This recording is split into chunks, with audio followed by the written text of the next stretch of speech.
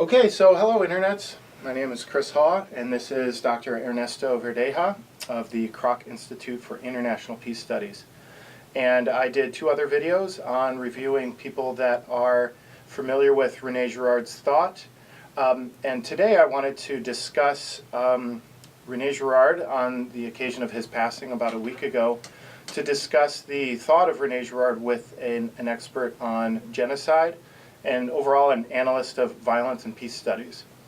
So thanks for talking with me, Ernesto. My pleasure. Thanks for having me. So I became aware that you are familiar with some of Girard's ideas and that they at least retain some amount of, some place in your intellectual bank. What do you feel like Girard offers to the field of interpreting violence from your knowledge of his work, and almost where do you locate it in the larger field of interpreting violence? Well, I think one of the major contributions that he gives us for thinking about the causes of large-scale political violence, so not simply interpersonal violence, but at a very, very large scale, is that he allows us to think and encourages us to think beyond this traditional way of thinking within political science, which identifies motivations based on the rational behavior and rational preferences of particular actors. Yeah. So in political science and sociology and much of the Western social sciences in general, when we think about political violence, we think of political violence as essentially the outcome of rational actors, that is, actors who have a clear sense of what their objectives and aims are, and using violence merely as an instrument to achieve those aims. Yeah. So that violence escalates, violence is ratcheted up to the extent that those objectives can't be achieved. And that traditional way of thinking, while somewhat powerful, it has a number of insights associated with it, I think at the same time has a tendency to mischaracterize the depth of violence, the extent of violence, and why it often continues beyond the achievement of rational objectives, or even how what qualifies as rational and irrational is itself a product of the contingencies, the cultural contingencies, the historical contingencies of that particular case. Yeah. So it has some very discrete limitations. And frankly, in its parsimony, it also has a tendency to give us a much cleaner explanation to something that is much messier. Yeah. So Girard is important, and I should just be clear, I'm not necessarily a Girard scholar, but I found his work to be very important and very informative, precisely because he allows us to think beyond the constraints of rationalism. Mm-hmm. So one of the powerful things in Girard, for instance, is the way in which he conceives of not only mimetic relationships, the external, the internal mimetic dynamics, and metaphysical mimesis, and these types of concepts, but in addition to this, the role of scapegoating. Yeah. And scapegoating, I think, for those of us who are scholars of collective violence, is very, very important. Yeah. I work on genocide in particular, and when I look at the causes of genocide at a kind of a broader historical scale, so not just the immediate causes of genocide, but the broader circumstances, the broader context in which genocide occurs, one of the things that's really remarkable, and yet a pattern that one sees over and over again, is that internal conflicts that are political, that are social, that are economic, that are racialized one way or another, that are supposedly religious, etc., that these things, they become affirmed and reaffirmed over time, and that these conflicts often, in order to resolve these conflicts, a minority, a group has to be identified, and that group becomes the perceived existential threat to the maintenance of order. And that's effectively a kind of a scapegoating mechanism. Yeah. We see this with Jews in Germany, we see this with the treatment of Tutsi and Rwanda, after all the Tutsis had been removed from power in 1962, but the genocide happened in 94, over 30 years later. And yet there was a history of scapegoating the Tutsi effectively, which allowed the Hutu majority government to maintain control.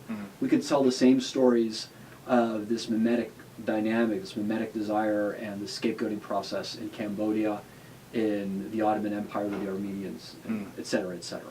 Yeah. So it's very, very influential, very insightful. That's good. Would you almost say that, I'm not familiar entirely with theories of perpetration, or if there are kind of strict categories, but it would seem that there are some that are situationalists, and there are some that are, like you were saying, that they just only rationally look at the disposition of perpetrators, or that the perpetrator themselves might be crazy or something.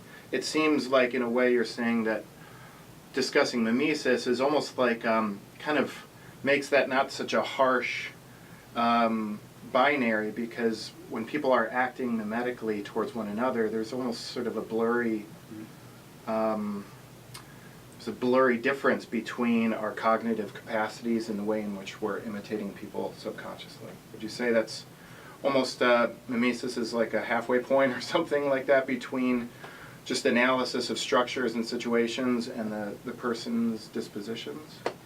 I very much would say something along those lines. I think that this category of mimesis, what it does analytically, is that it undermines, it problematizes some of the distinctions that we have between affective motivations or emotional ways in which people act and the rational. Yeah. It problematizes by showing that what qualifies as a particular end, a particular goal, what constitutes rational behavior, is itself a product of very complex dynamics. Yeah. People are not simply autonomously rational.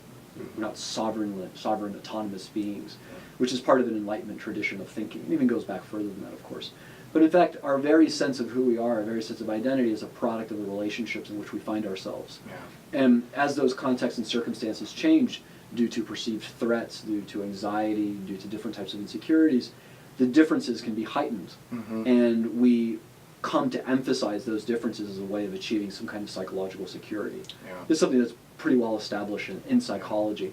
As far as your earlier point about different ways of thinking of perpetrator motivations or perpetrator psychology, the ways in which this is normally approached today in the study of violence, certainly in social psychology, and I realize that Girard himself was a great critic of psychology, the discipline of psychology, though I think, as I read him at least, he's more of a critic of particular kind of rationalist or even psychoanalytic conceptions of psychology. Two very different ways of thinking about psychology. But in the way in social psychology in which perpetrator behavior is understood today, it's normally a distinction, or the emphasis is a bit different. There's one of two ways of formulating this. One is a dispositional approach, which says the best way to understand perpetrators is by understanding their dispositions, their general attitudes that are reinforced through behaviors that go back pretty far, probably a product of the families in which they were born into, the types of the ways in which they were socialized. A different way of thinking about social psychologically, that is, of perpetrator behavior, is a so-called situationist approach. And this emphasizes the particular circumstances and contexts in which people find themselves. Yeah. So as you're familiar with, for instance, the so-called Stanford Prison Experiment, which found that people who were psychologically average could engage in really violent behavior towards others, or the possibility of violent behavior. The same thing with the so-called electroshock experiments, the Milgram experiments from the 60s. People who were psychologically average under the right circumstances and conditions could harm others. And when we think of this situational versus dispositional way of thinking about perpetrator motivation, the mimetic category is very useful.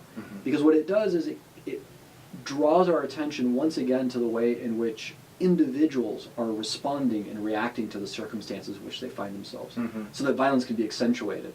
And this can be reinforced, for instance, over the need for group cohesion.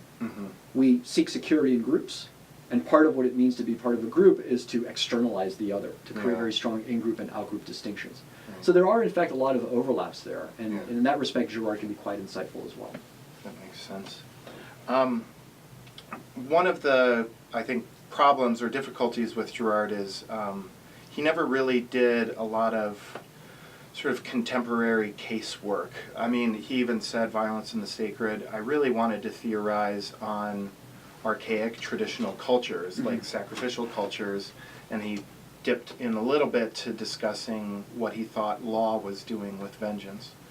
But his latest work before he died was Battling to the End, where his main focus was on Clausewitz up to around World War II. And he was talking a lot about terrorism today in general, but he wasn't really doing specific cases. But in a way, I've thought about how his theory could almost apply to interpreting some of our genocides. He mentions genocides in Battling to the End, but one of the aspects of his theory is when the polarizing or scapegoating mechanism is not working in society, we're going to want to find a way to reestablish it. As you're kind of saying that there is a tendency to want to create poles or find a minority.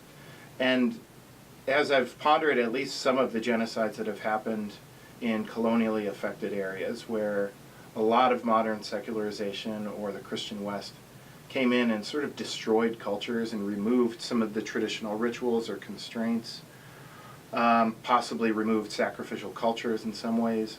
I'm wondering, just at least on a broad level, if his notion of the removal of sacrifice being a potential sort of precipitate or something that would precipitate violence, if that has any traction in the analysis of violence, if there are any theories kind of in genocide studies or violence overall where people deal with that question of removing ritual constraints in society.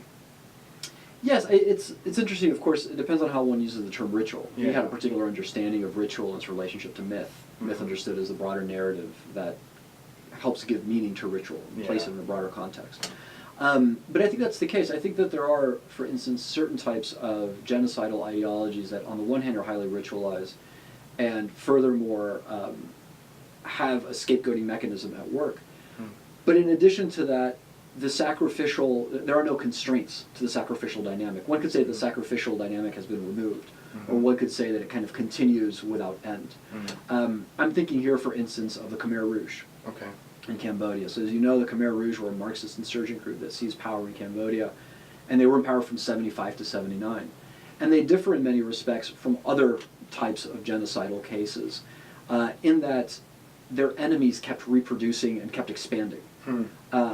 The Nazis had a particular constellation of perceived existential threats, completely fantastical, but nevertheless it was identifiable. With the Khmer Rouge, you had the targeting of the bourgeoisie, members of the prior military regime, people in urban areas, ethnic Vietnamese, ethnic Chinese, ethnic Muslim Cham, anyone associated with the United States, but then anyone associated with the Soviet Union. There were many, many cases, for instance, that are well documented by the Khmer Rouge where they would torture people and they would accuse them of being both members of the CIA and the KGB simultaneously. So the sacrificial dynamic it's not that it's been removed there, but rather it's one where it's expanded so much that it raises question of what kind of purity the in-group, so to speak, would want to maintain. Getting back to your earlier question, though, I don't think that in genocide studies and genocide research it's been framed quite in the way that you framed it. But I do agree that without some methods of constraint, in the law we would say that this is what the rule of law aims to do. It aims to transform violence into conflict and disagreement. Right. That's the purpose.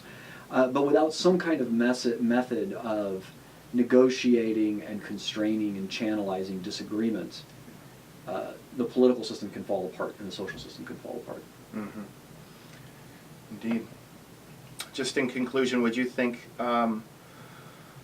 in just knowing that Girard's, at least his publishing career is now over, there's people that are going to take his work and try to apply it, what would you think are any cautions or pitfalls in people that want to take up his work? Well, I think this is a caution not necessarily with Girard, but it's a caution with doing any kind of theory at this level, theoretical analysis. Any good theory has to be connected to empirical reference, right? So it can't simply be a theory that aims to look for cases and then explain those cases. And the cases themselves, one has to work both deductively and inductively. But again, that's not an issue that affects the use of Girard. It's an issue that affects how we understand the interplay between theory and historical or sociological analysis, let's say. As far as particular, perhaps not concerns, but things to draw attention to, we should be very careful, for instance, about how we think of the origins of societies. Girard had a very, I think, compelling and powerful account of the origins of societies and the origin of culture through this process of sacrifice, etc. And that may be the case, but we have to ask ourselves, well, what explains particular historical changes at particular times? Is there a different level of analysis? And in which ways can Girard's theoretical apparatus help illuminate that, but also work in tandem with other types of theoretical insights or theoretical frameworks? To be honest, I think, so that's a general point about the relationship between theory and empirics, let's say, that one has to be cognizant of the relationship between the two and not reduce one to the other, either way.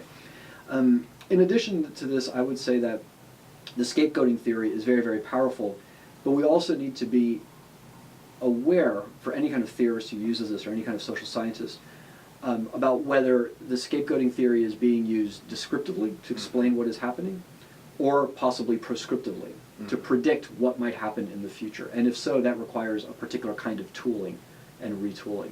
Those are pretty general observations, Right. but that's because I think there's a lot that Girard has to offer us. Yeah. So I think he's compatible with a lot of other ways of thinking. And certainly, again, one of his most powerful insights is that we shouldn't think of violence as reducible to the rational interests and objectives of the relevant actors. Great. Okay, well, goodbye, Internets. Thanks for having us. Thank you very much. I appreciate it.